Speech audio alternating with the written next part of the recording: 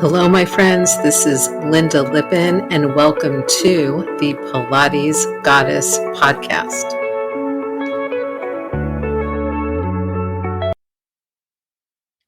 Well, hello, everybody, and welcome back once again to yet another episode of the Pilates Goddess podcast.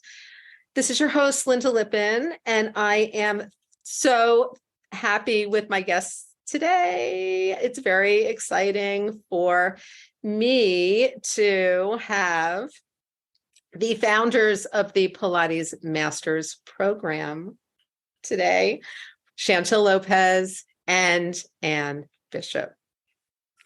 Now, Chantill has spent 25 years as a movement educator, workshop and retreat leader, and international presenter, with a focus in the past decade on transformational curriculum design and behavior change through the nervous system. Her expertise is in embodied practices and entrepreneurship, and this has led her to build a thriving career as a business coach and mentor to people who want to bring a fuller experience to their lives and their work through a more embodied approach.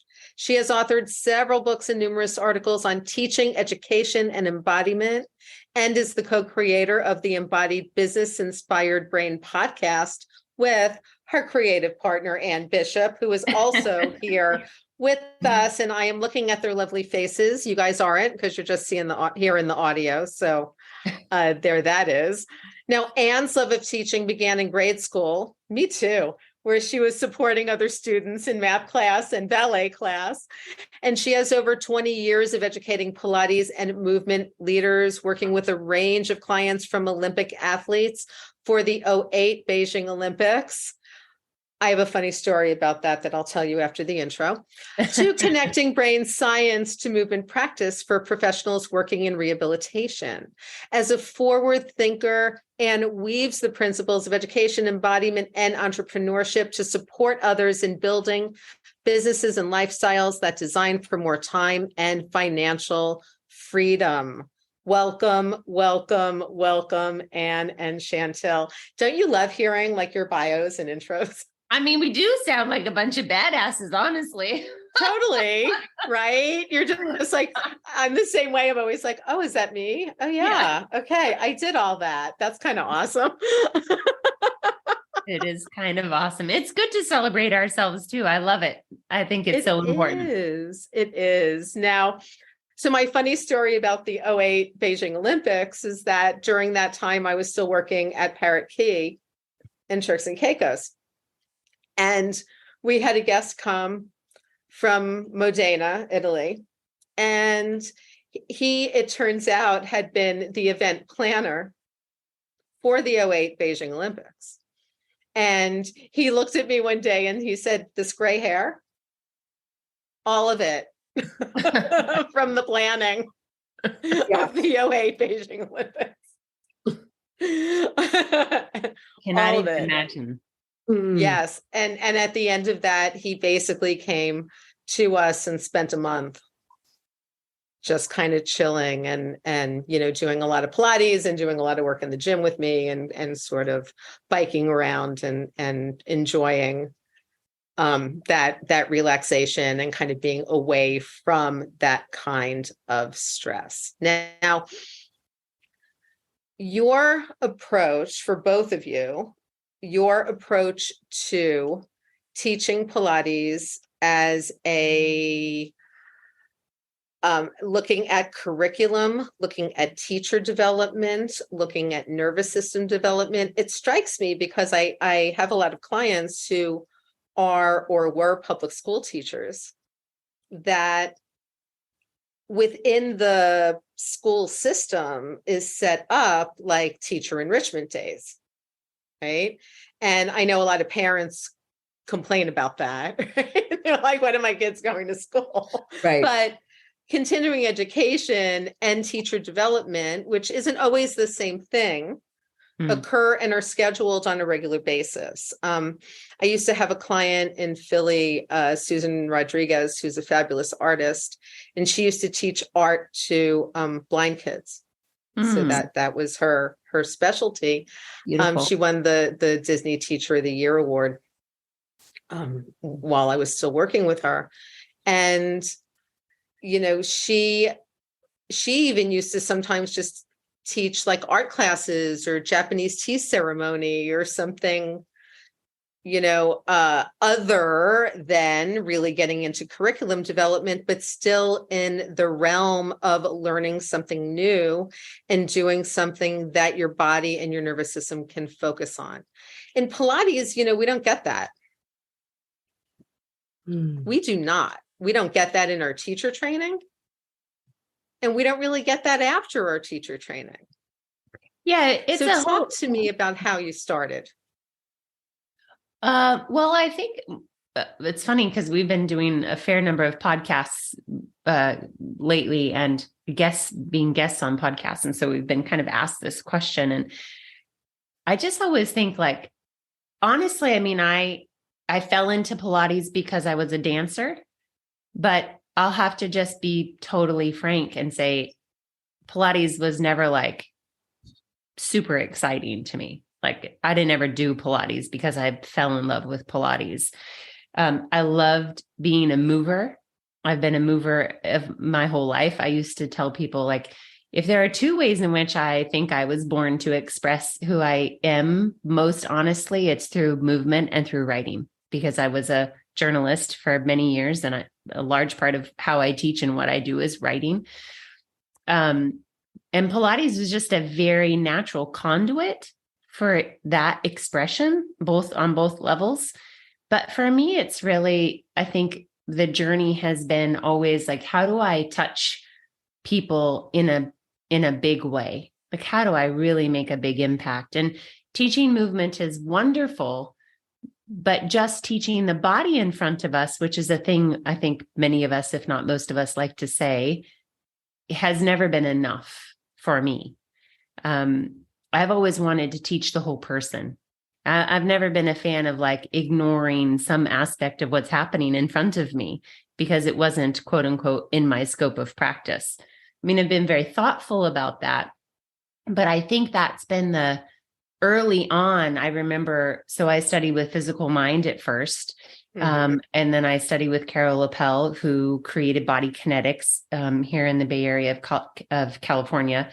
And I remember as I was going through my second training with her, just feeling like always knowing that there's more to this whole business. And I think that for me spurred a long time, just from the beginning, wanting to know more about how it all worked, how it all came together. But I really had a deep interest in functional anatomy for a very long time and studied with all kinds of people, all the people, and developed functional anatomy workshops and trainings for many, many, many years. And then was introduced to the nervous system work. And I was like, that's the piece, like that's the final piece for me that completes the desire, that it's like filling some gap that I feel like I've had from the beginning to really meet and teach the whole person. But also, and we teach this in our nervous system work, it has to start with us. The impact it made on me was tremendous, life-changing for sure. And to be able to see that and feel that and integrate that, and then be able to immediately share that with the teachers that I was coaching and mentoring and my students at the time was like the holy grail. Not to be overly dramatic, but that's kind of been that's been the urge for me. That's been the compelling piece, is how do I meet the whole person? How do I bring my whole self? Because that's always been my deepest desire too, is I don't want to pretend to be just one aspect of myself when I'm in front of somebody. Like, I'm not really interested in training somebody how to do a movement. Like, I actually don't care about that so much. But what is it? What is it as a means to the end, which is being fully expressed, being joyful, being available, being open, being vital.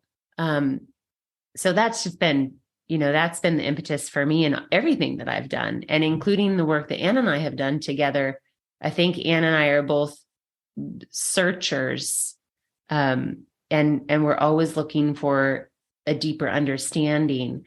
And the curriculum design work, the transformational and embodied curriculum design work that we do primarily now, is so beautiful because it's like the perfect container for bringing all pieces together. And so for me, that's very self-serving, but I've always really been adamant that my work needed to be self-serving as well as other serving, and I think that's a piece that people forget or don't think they deserve somehow. Right. So Anne, hi. Hi. Talk to us. Yeah, absolutely. So, like you said, in the bio, I think one of the things that inspired me so much is I just always loved to teach. And, piggybacking on Chantill, just I think because of the time that we happened to enter Pilates, which was the very early 2000s, like 0102, 99, was a different time in the industry. And, but I was always very interested in the teaching aspect of it's like, and so over time, as I became a teacher trainer, I worked with Pilates Academy International for a while, which are located in New York. I remember many people would come to me and they'd be like, well, I desire to teach Pilates. And I'm like, wonderful. Do you like to teach? Like, there has to be this kernel that you like to teach people. Right. People always used to ask me that too, because, I used to be a philosophy professor. I taught philosophy and women's studies before and during teaching Pilates. I learned it all at the same time. Yes. And people would be like, how do those things go together? And I'm like, I'm teaching. Yeah. Yes. And so Pilates allowed me to, I opened a Pilates studio very early. It allowed me to find my sense of entrepreneurship, which I always had within me. And Pilates was one of the first ways that was expressed. And so that has been very exciting and supportive throughout the years. At one point, I think I really kind of came to this frustration place of like, well, first off, this was like in the 10s, the 2010, 29, 2009, 2010. It was like, well, we're in the mind body. Like everyone was talking about mind body, at least on the West Coast. And I was like, great, I know about the body. I know nothing about the mind. Yet I'm supposed to stand in this powerful place of I teach mind body. And so that was, part of my impetus to go to graduate school. And then also just that deep understanding of, it's just a complete fallacy that the mind and the body are different. We have embodied brains, and the context of our learning experience matters so much. So one of the things that I've had in my life is I've experienced pain on and off. I would call it probably I've had times where I've had chronic pain and not had chronic pain. So a lot of times my Pilates teaching was focused through that lens of working with people who struggled with pain. And that got me incredibly interested. And this is how this kind of weaves into the nervous system work, is I was very interested in perception, and why is it that someone, even if I follow all the biomechanical, and they're doing it biomechanically, essentially perfectly, yet they're still experiencing pain. Like something is not fully there. So it led me to that understanding of what we now know, at least within chronic pain theory, which is the biopsychosocial model. Which I think it speaks a lot to what Chantill is speaking about with the nervous system work, and how that brings it all together, that we're not just teaching a body, we're teaching a whole person. And that whole person has stories about their past and about what their body is capable of, or what their future or what their aging body will be capable of. And so much of that learning I always, with Chantel, I would say this to Chantel, like, we're like trying to put in these deeper nuggets of learning when the client's like stretching on the Cadillac, like I'd call it the Cadillac chat. And then next thing you know, 10 minutes has gone by and you haven't taught them any Pilates, but the teaching that you gave them was so beneficial that it doesn't matter that they weren't working on the equipment. They needed that knowledge. And maybe they couldn't have even received that knowledge until you got their body moving. That's and right. Feeling in a good way. Mhm. Right. Right. And that, that's actually a great point, right? Is that as we are moving our bodies in space or in whatever ways, and we're kind of supported, then we start, I think, to tell a slightly different story about ourselves, right? So when you have somebody who's like, no, I absolutely cannot do that movement. I've never been able to do that movement. I've never been able to touch whatever it is. I've never been able to touch my toes. I've never been able to do a roll up. I've never been able to XYZ. And then, say you do get them on the Cadillac and suddenly they're in this awesome closed chain kinetic environment and they've got the assistance of the rollback bar and the springs and their feet are attached to something. And all of a sudden they're like, oh, that's what it feels like to move my spine that way. That's really interesting. That feels very different. I also find sometimes that clients are afraid of it, right? And they're kind of like, wait, well, it changes their story. Well, right. Yeah, so let's pull on that thread because it's so interesting. I love the language that you both are using because it's so relevant. So a big piece of the work that I've been exploring now with the nervous system comes from Deb Dana.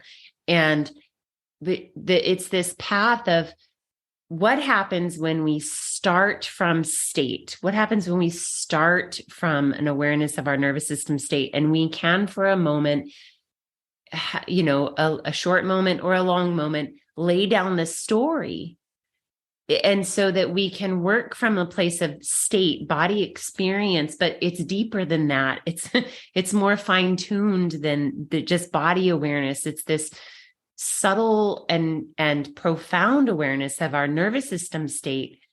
And it comes to us in different ways. We're all doing it. We're all aware in some way. But when we bring language to it, when we bring awareness to it, and we can stay in the place of state, acknowledging, hopefully with objectivity and compassion, our state, then the story can change. But if we don't, the likelihood is that the story does not change. And the beautiful thing about intentional movement like Pilates, what I love about it is that it can keep us coming back to state, right? Because what are we doing? We're like, stay in the body experience. And then we could talk, there's a whole nother rabbit hole of like people who do not want to be in that. They do not, that is a fearful place, right? That is a scary. That can be a place of uncomfortableness. Mm-hmm. Yeah. And of fear and of a lack of safety. But when you understand how the nervous system functions and how it presents in a person and in a body, and when they can understand how it presents uniquely in their own experience, we can guide them to be in a safe state and then introduce these things, right? Teach them new patterns of movement, teach them new, provide them with new experiences of feeling safe or strong or whatever the particular adjective is in their body, which then changes the story. And as you're sharing, Lynda, it's like it sometimes happens instantaneously and we're not even aware that that's what we're doing. That's the power of movement. And the power of Pilates is that there's a focus on the breath and on intentionality and attention, which is basically it's a form of reflection. And what we know is that reflection is a parasympathetic trigger for the nervous system, any kind of reflection. And therefore, immediately, because of what we do and the way we do it, we have this beautiful entry point, right, to down regulating or bringing the nervous system back to regulation. Right. And I also think, sorry to interrupt you, but I also think that that's why, I encourage always my Pilates teacher clients to be consistent with their clients, right? There's this whole push, and I see it in a lot of you and I, we're all in some of the same Pilates teacher groups on Facebook, right? So we see what a lot of new teachers are asking about, and their concerns are always like, my class is going to get bored. Can we have new class flows? What kind of modifications are you doing? Yeah. Why are you doing this? And in fact, I did one of my podcast episode last Tuesday was on why Pilates has an order, and why, especially as a new teacher, you should just latch on to that order and know that you can do modifications and variations without it. And this is one thing. So like, I think because when we all started teaching, I mean, when I started teaching, Instagram didn't exist, right? Like, no, there wasn't email. Yeah. I had business cards. We sent brochures out. People called the phone. We put ads in the newspaper. Yeah. Yes. We did the coupon value pack. Remember that? Yeah. Yeah. So this concept of boredom, like, why are we so afraid that our clients are going to get bored? Like, it's so funny because I'm thankful that I never had that fear. I never came into my studio as a new teacher being like, okay, I need to have a new set of things to do with, 5 different props so that it's a different, challenge for them. Because I want to say to teachers who, that there is a whole other opportunity for you. And it's really fun and it has nothing to do with the props. It has more to do with where are you guiding your students' attention. Because so much of, to me, Pilates isn't just it's the mind and the body connection, right? So as a teacher, like, I remember I used to say this a lot. I go, why do we get so tired at the end of the day when we teach? It's not because we're teaching people how to move. It's because we're teaching people how to think about movement.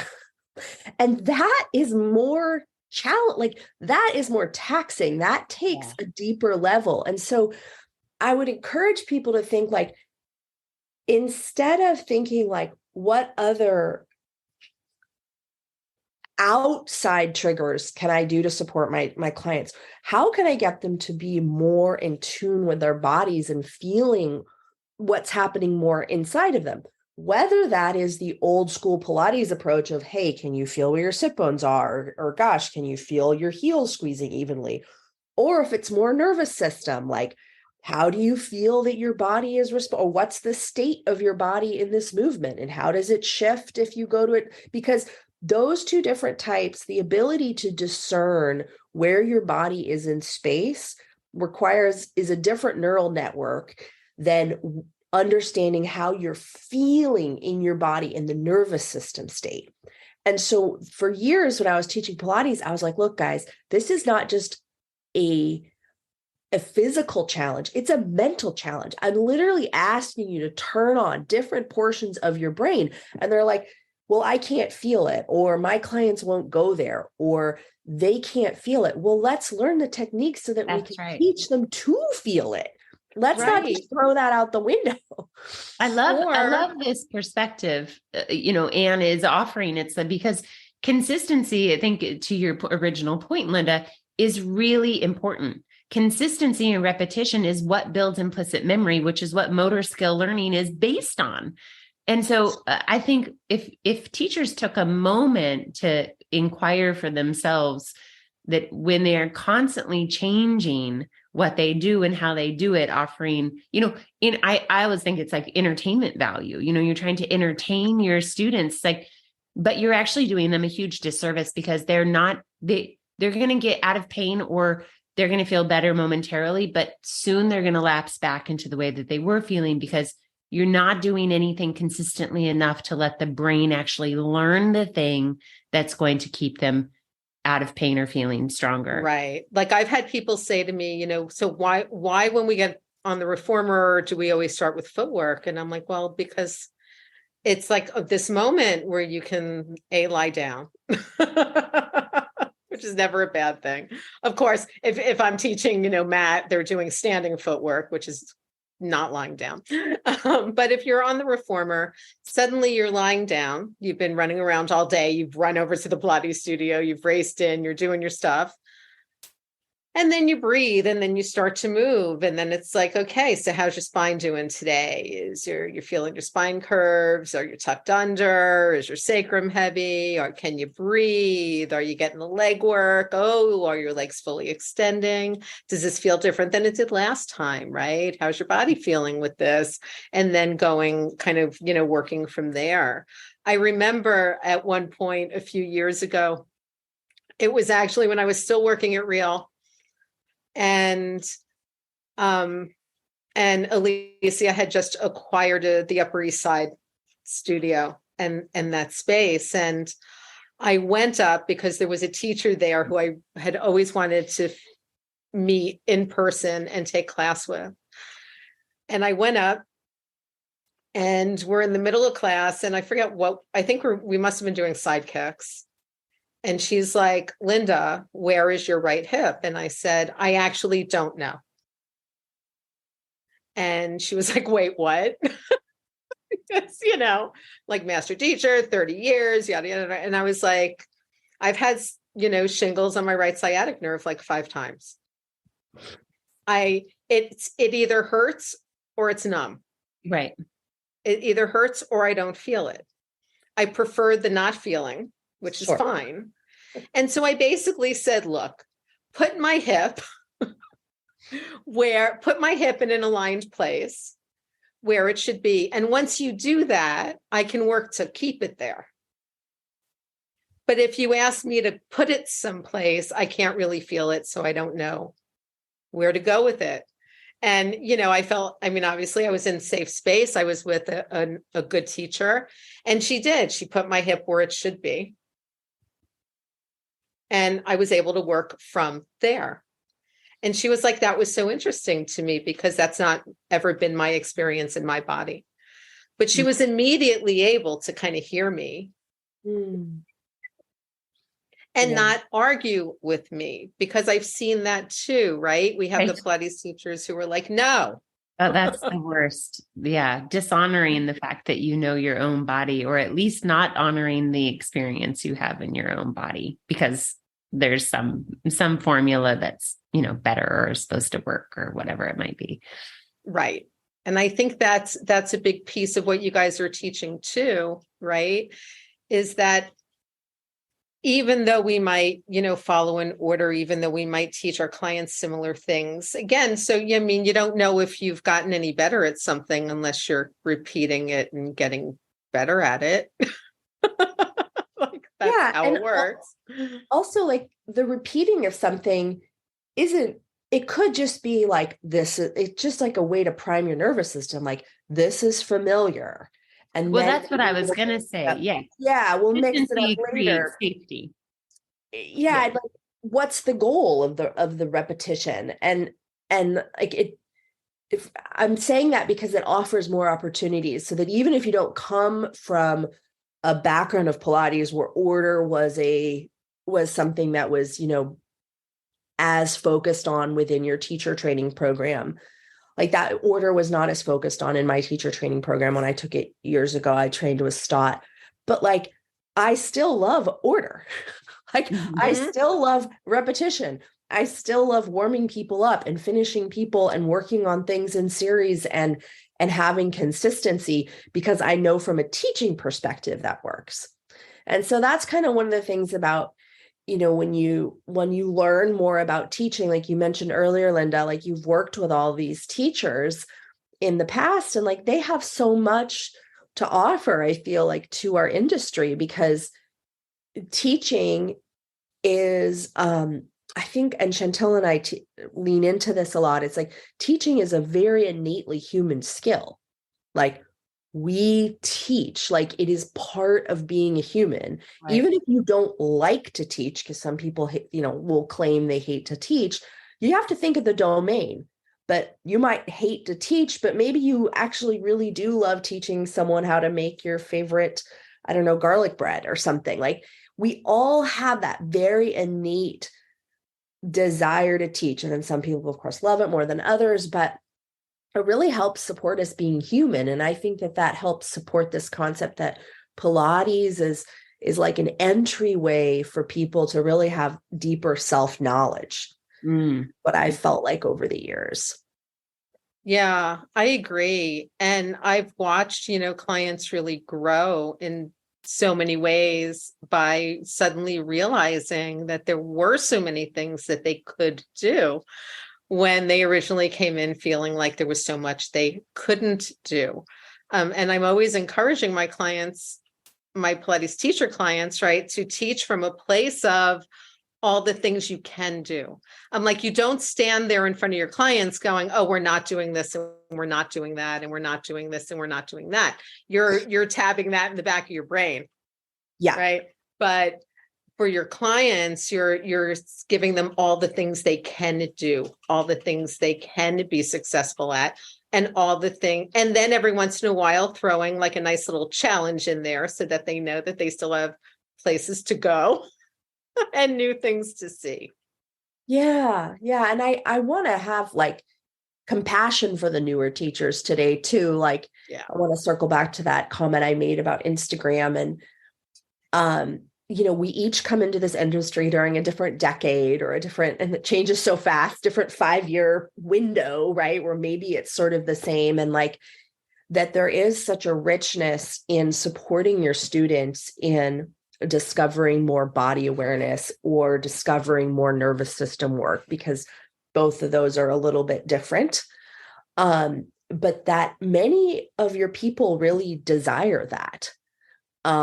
Even if they say they don't, or I think like when I started teaching, there was a lot of talk. Well, clients don't come to learn anatomy. They don't care, as if like we were dumbing them down. And like, sure, some of them don't, but a lot of them actually do. But they might not want to learn it when they're on the reformer, but they might want to learn it another time when you send them a video or an article or an image, or you show them a book after your session, or the poster on the wall. I'm trying to put myself back in time when we weren't all online. But yeah, I just kind of feel like don't assume, like we don't want to assume what our clients aren't up for, because I do think a lot of clients are up for really a deeper way in which to be. Because my final thing I'll share is like, I just know, like, particularly for those of you who have like your private clients or your clients who might come to you twice a week consistently, 3 times, 4 times a week consistently, the relationship that you have with those people is really deep. Now it's professional, but it's like, they're not on their phone when they're talking to you. In most studios, it's put away. So they're already entering into a very different way of being. Because we know when you don't have your phone, if you put your phone not on a table, you're not going to be as distracted by it. There's some research behind that. It's kind of a common one that's out there. But yeah, I just think like, so my point is they're probably more game to go into the whole body place, to see movement as an entry point to deeper self-knowledge than we give them credit for. And I think that allows your career to really expand. So that if for someone like Chantill or like I or like you, Lynda, where we see like we love Pilates, but we also love other pieces to it, whether it's the business side or the entrepreneurship or studying or philosophy. I'm sure you've had amazing philosophical conversations with your clients over the years when they're doing leg circle stretching or something. Yeah. And they come to you because they might not be able to articulate it, but because they're having those philosophical conversations with you. Yeah. And your teachers. And a different understanding of what they're doing with their bodies and what they're doing with the work. Yeah. I love that. And that's changed for me a lot over the years. I mean, obviously when I owned a brick and mortar studio and was doing teacher training for physical mind and doing all of that, it was, my teaching was more kind of geared to everybody, but I still took most of the more intense kind of rehab sessions, in the studio. Then when I was in Turks and Caicos, it was, you worked with the guests who came and booked, and, that turned out to be a whole host of super interesting, very, very exciting and interesting people who, if I was not in that place and in that situation, I probably never would have gotten to meet or to hang out with. And then, when I came to New York, I'm down here in Tribeca at Real. It was like diastasis recti all day, all the time. So I went with that and developed all the specialization and continuing education. And now at 56 and teaching mostly from home, I'm doing the women over 50 with chronic pain and low bone density because, while my bones are good, I still, also come from a chronic pain, history when sometimes are better than other times, but it's still kind of always there. And what I've always loved about my Pilates practice is that I'm so thrilled to be able to bring that kind of transformation to other people. But like you said, it's also very grounding for myself in both the doing and the teaching.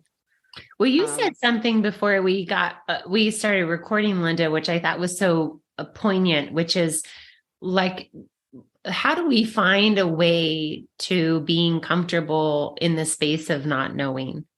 And you said it a little bit differently, but, not knowing as the student, what to do or what to expect or how it's supposed to all go. And then as the teacher, not always knowing how to support a student, but what can we do to be in the moment together? And for me, this is like, it's the ultimate goal, right? Because really, I think to Anne's point, we are coming to Pilates to get stronger, for better posture, to relieve some kind of pain, but it's all emotional, right? We're seeking emotional change. That's what we do as humans. We want to feel better, and feeling better in our bodies is one way to feel better in our hearts and our minds and our souls, right? And it's just this, I think the work that Anne and I are doing, and so many people are doing, I think intuitively, right, is like, how do we make the exchange richer between us? How do we enter that relationship? And I think there's something really beautiful about how can I support my students being okay with not knowing as I support my own self in being okay with not knowing. And then together we have so much more potential for growing and changing and having that emotional, experience that we're really longing for. It's funny. I've been likening the first Pilates session in a way to just like a first doctor's appointment, where it's really a blind date. Totally. It's a total blind date that your client's actually paying for. Right. So that's changed a teeny bit, right? Maybe we do our 20-minute Zoom call or like whatever first, and some people take it and some people don't. Some people just sign up for a session. And it really is a blind date. Like, you don't really know who they are. They don't really know who you are. I think, social media may have changed some of that. And there's some of us like full disclosure, guys. I mean, we've all been connected on social media for probably a good decade. But this is my first time actually sitting face to face and talking to you. But in so many ways, I feel like I know you guys and know where you're coming from. And I think vice versa, because we are ourselves when we're on social, right? We're not necessarily putting on the face or putting on the persona or putting on the who people think we should be. And I think that piece of it, for the folks who can get there and are comfortable being themselves in that position, yeah, that is what makes the social media awesome. I agree. Right? Is that I those agree. of us who are really comfortable being ourselves there can then really connect and find other like-minded people who are also comfortable being themselves there. Yeah. And it's happened so many times. I mean, I've had, all of the interviews that I'm doing for the podcast and people who are reaching out to me and then I'm reaching out to. It's as though we've all known each other forever because when I'm seeing you here and I'm talking to you now, you are no different, right? Than when I'm in Right. your group Yeah. or I'm listening to your video, right? And I always say to people, like, if you come to New York and we have a coffee, this is what you're getting. Yeah. This is it. It's not changing. I'm still, this is me, I mean, it makes and Yeah. and I think so It's like many of us dating put the app. persona on, right? Yeah. I mean, I feel like we could have a whole new, another podcast show on this one piece. Right. It's a piece I feel really strongly about because people, I mean, there is obviously a dark side of social media, but there is such a beautiful light side of what it offers us. And I think, this is what I just like bring everything back to the nervous system because I can't freaking help it, but not everybody feels safe in this container. And to honor that and to acknowledge that takes, for some folks, like a lot of awareness, a lot of work, a lot of time, a lot of courage to bring themselves fully and authentically, genuinely, is the word I prefer, to sharing themselves in the social media realm. It is not easy. And it's one of the big pieces that we do in our 12-week embodied course creation program is really supporting teachers and overcoming that. And it is just a matter of safety. It can be so toxic and maybe has been so toxic. It can be a very difficult shift to come to the place where you and I and Anne and many others have come to. And I think part of it's just, we were lucky enough to have an established sense of self and authority and experience in our work before social media came into play for us in a big way. But I think what you're saying is so true. And I just want to acknowledge that it is not that easy for so many people. I mean, even very experienced, I'm thinking of one of our teachers right now who is so brilliant. And it's just like this, it's like, how do I do it? Right? How do I bring myself? It's so vulnerable. But when you do figure it out and when you can feel safe in it, man, it has so much power, as you're saying, Lynda, to really connect like-minded people, right? And then this exponential ripple effect happens where we can really support each other. Anyway, I'm just not all about demonizing social media. I think there's a way to use it beautifully, but to acknowledge that it can be very, very hard, and from a nervous system place that we don't know how to bridge that gap. Right. And it can be very difficult. And, I mean, all of it, I recorded another interview this morning with Liz Wilcox, who does a lot with email marketing. Like that's her deal. And she, was saying pretty much the same thing, that we can either come together and be, ourselves, but also know that it's not personal if somebody unsubscribes from your email. Oh, yeah. We were just having this conversation recently. Right? Yeah. Because it can feel like this, personal affront, but most of the time, and frankly, I've had email lists that I've been on, unsubscribed from because I was overwhelmed and didn't really need that information pounded on me at that particular moment. Right. And then gone back into those email lists later on. Sure. And possibly even bought the programs later on without even being on the email list because I knew what I needed. I just didn't need it at that particular moment. And I've had Pilates teachers who run groups on Facebook come back to me when I've, asked them if they wanted to collaborate on something. And they're just like, well, but you're not in my Facebook group. And I'm like, but wait, like we do different things and your Facebook group is geared to this. And that's not necessarily my thing or something that I need to be overwhelmed with right now. And, I'm like, what do you want? You want me to join your Facebook group and then unfollow it? Because, that's a way to kind of get past that. And I've even had Pilates teachers where I've unsubscribed from their email list and they've emailed me back and gone, why did you unsubscribe? And I'm like, don't make this personal, because it's really not personal. Yeah, I'm just overwhelmed right now. I almost feel like, our jobs are so personal when we're working with those clients one-on-one, but it's like, you're not my one-on-one client if you're on my email list. Right. So it's like having that side, like it is just business, or it is just like we study something that Chantill introduced me to through a friend of hers called The Work. And part of the work is unsubscribing from a bunch of stuff. And so mostly this time of year or anytime I re-dig into that, I unsubscribe and then I'll get back. I've done the exact same thing as you. I've unsubscribed, I've gotten back on.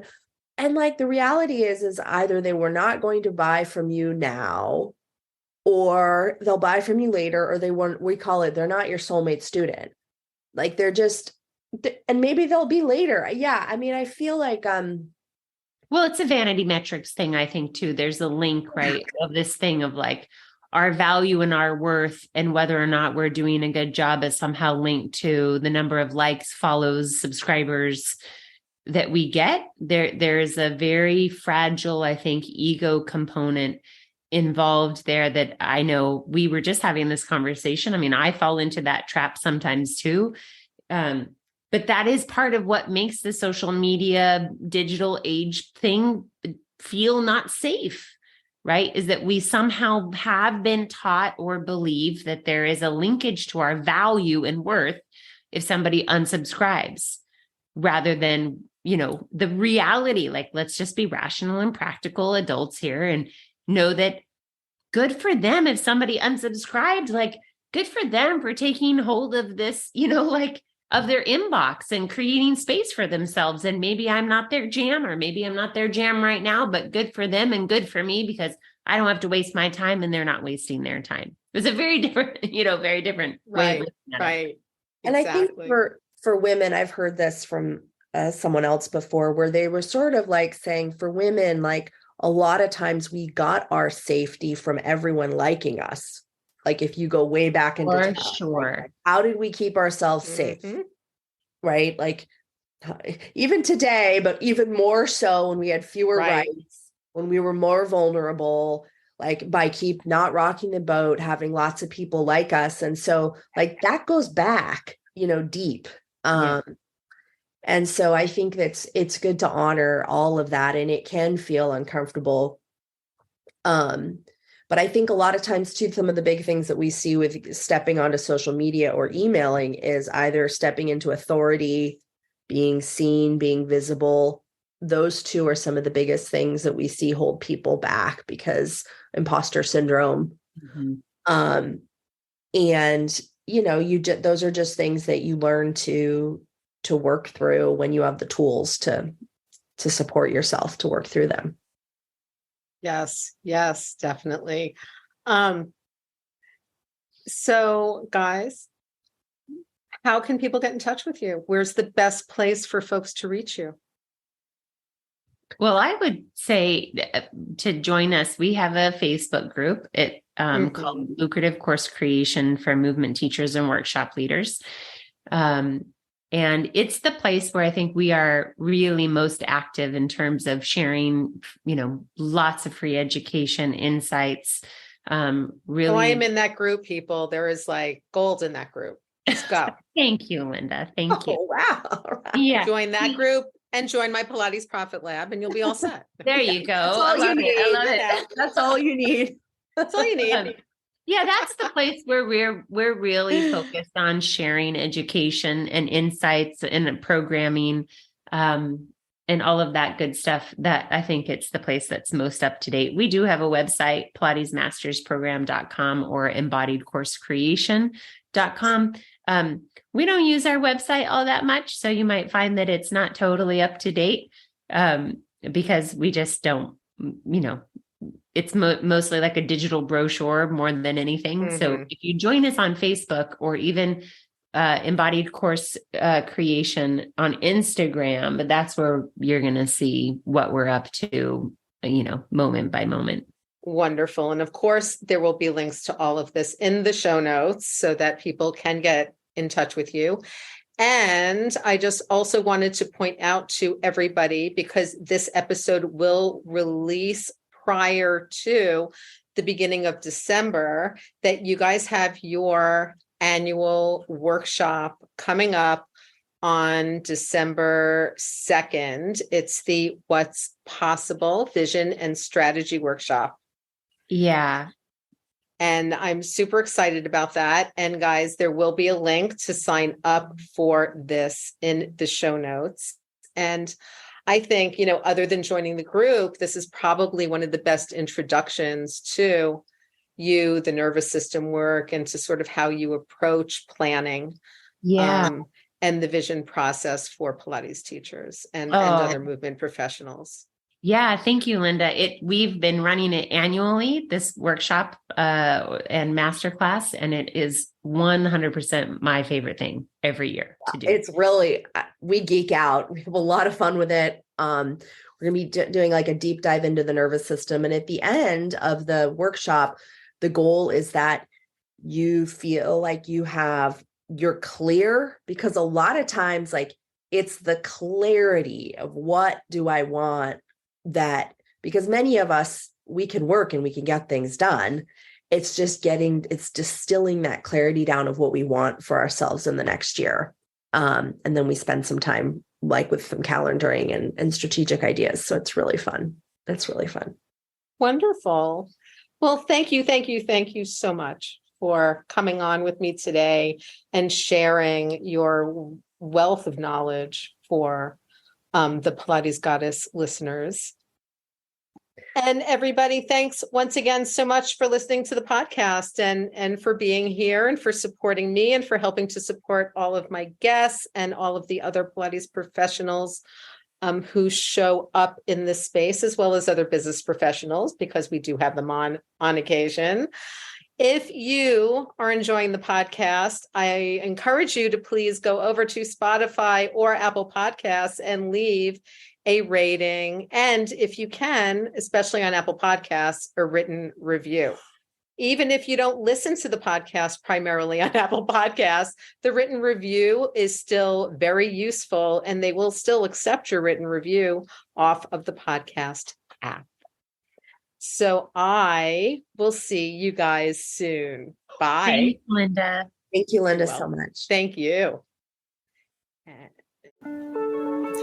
Thank you so much for listening to the Pilates Goddess podcast. Music brought to you by Nerd Salad. Please leave a review on Apple Podcasts, especially if you liked it. And please like, share, and subscribe wherever you listen to your podcasts. Thanks.